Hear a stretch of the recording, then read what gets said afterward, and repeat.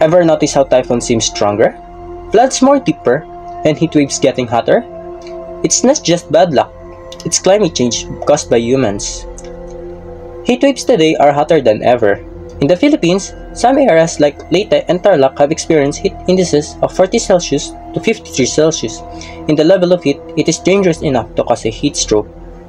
And globally, the planet is now 1.2 warmer than before the industrial era. That might look small, but that tiny rise adds massive energy in the atmosphere, powering more extreme heat. And it's just not heat-out typhoons are becoming far more intense. Scientists have found that there is an increase in the number of Category 4 and 5 typhoons we have in the last 4 decades. Why?